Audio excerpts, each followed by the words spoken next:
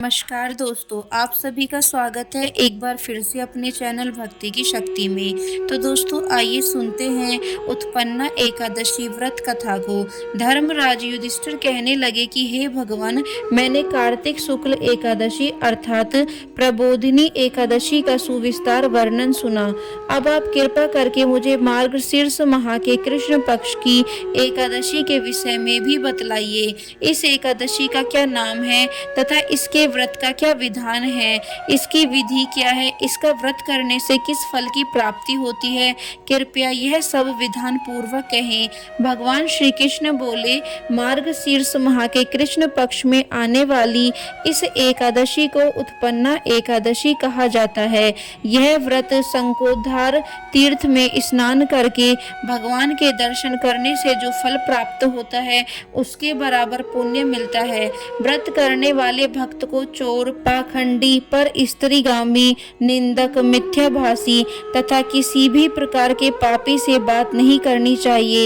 इसका महात्म्य मैं तुमसे कहता हूँ, तुम ध्यानपूर्वक सुनो। युधिष्ठिर कहने लगे कि हे भगवान, आपने हजारों यज्ञ और लाख गोदान को भी एकादशी के व्रत के बराबर नहीं बताया, सो यह तिथि सब तिथियों से उत्तम कैसे हुई, कृपया बताएं।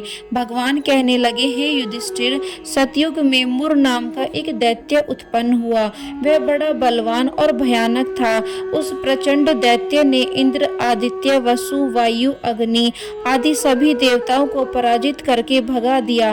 तब इंद्र सहित सभी देवताओं ने भयभीत होकर भगवान शिव से सारा वृत्तांत कहा और बोले, हे कैलाशपति, मुर दैत्य से भयभीत होकर सब देवता मृत्यु लोक में फिर रहे हैं।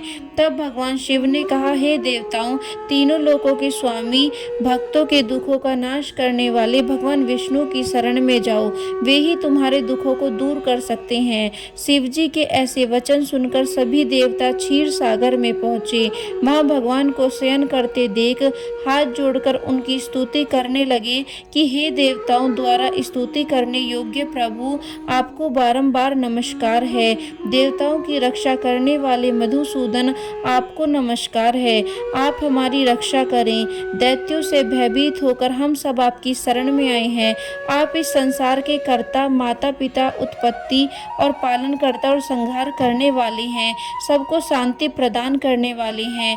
आकाश और पाताल भी आप ही के हैं। सबके पितामह ब्रह्मा, सूर्य, चंद्र, अग्नि, सामग्री, होम, आहुति, मंत्र, तंत्र, जप, यजमान, यज्ञ, कर्म, कर्ता, भोक्ता भी आप ही हैं। आप सर्वव्यापक हैं।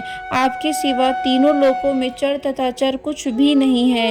हे भगवान, दैत्यों ने हमको जीतकर स्वर्ग से भ्रष्ट कर दिया है और हम सब देवता इधर उधर भागे भागे फिर रहे हैं। आप उन दैत्यों से हम सबकी रक्षा करें। इंद्र के ऐसे वचन सुनकर भगवान विष्णु कहने लगे कि हे इंद्र, ऐसा मायावी दैत्य कौन है जिसने सब देवताओं को जीत लिया है? उसका नाम क्या है, उसमें कितना बल है और किसके आश्रय में है तथा उसका स्थान कहाँ है, यह सब मुझसे कहो। भगवान के ऐसे वचन सुनकर इंद्र बोले, भगवान, प्राचीन समय में एक नाड़ी जंग नामक राक्षस था। उसके महाप्रकर्मी और लोक विख्यात मुर नाम का एक पुत्र हुआ। उसकी चंद्रावती नाम की नगरी है। उसी ने सब देवताओं को स्वर्ग से निकालकर वहां अपना अधिकार जमा लिया है। उसी ने सब देवताओं को स्वर्ग से निकालकर वहां अपना अधिकार जमा लिया है। उसने इंद्र, अग्नि, वरुण, यम, वायु, ईश, चंद्रमा, नैऋत्य आदि सभी स्थान पर अधिकार कर लिया है। सूर्य बनकर स्वयं ही प्रकाश करता है, स्वयं ही मेघ बन बैठा है और सबसे अजय है। हे असुर निकंदन, उस दुष्ट को मारकर देवताओं को अजय बनाइए। यह वचन सुनकर भगवान ने कहा, हे देवताओं, मैं शीघ्र ही इसका संहार करूंगा। तुम चंद्रावती नगरी जाओ। इस प्रकार कहकर भगवान सहित सभी देवताओं ने चंद्रावती नगरी की ओर प्रस्थान किया। उस समय जब दैत्य मुर सेना सहित युद्ध भूमि में गरज रहा था, उसकी भयानक गर्जना सुनकर सभी देवता भय के मारे चारों दिशाओं में भागने लगे। जब स्वयं भगवान रणभूमि में आए तो दैत्य उन पर भी अस्त्र शस्त्र आयुध लेकर दौड़े। भगवान ने उन्हें सर्प के समान अपने बाणों से बींध डाला। बहुत से दैत्य मारे गए, केवल मुर बचा रहा। वह अविचल भाव से भगवान के साथ युद्ध करता रहा। भगवान जो भी तीक्ष्ण बाण चलाते वह उसके लिए पुष्प सिद्ध होता। उसका शरीर छिन्न भिन्न हो गया, किंतु वह लगातार युद्ध करता रहा। दोनों के बीच मल्ल युद्ध भी हुआ। 10,000 वर्ष तक उनका युद्ध चलता रहा, किंतु मुर नहीं हारा। थककर भगवान बद्री का श्रम चले गए। वहां हेमवती नामक सुंदर गुफा थी। उसमें विश्राम करने के लिए भगवान उसके अंदर प्रवेश कर गए।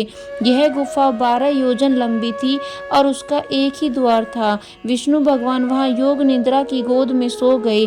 मुर भी पीछे पीछे आ गया और भगवान को सोया देखकर मारने को उद्यत हुआ। तभी भगवान के शरीर से उज्ज्वल कांतिमय रूप वाली देवी प्रकट हुई। देवी ने राक्षस मुर को ललकारा, युद्ध किया और उसे तत्काल मौत के घाट उतार दिया।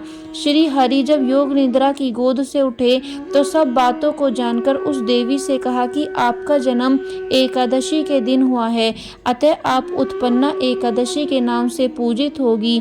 आपके भक्त वही होंगे जो मेरे भक्त हैं। तो बोलो श्री हरि नारायण भगवान की जय। तो दोस्तों, यह थी उत्पन्ना एकादशी व्रत कथा। यदि वीडियो आपको पसंद आई हो तो चैनल को सब्सक्राइब करना बिल्कुल ना भूलें और वीडियो को लाइक एंड शेयर जरूर करें।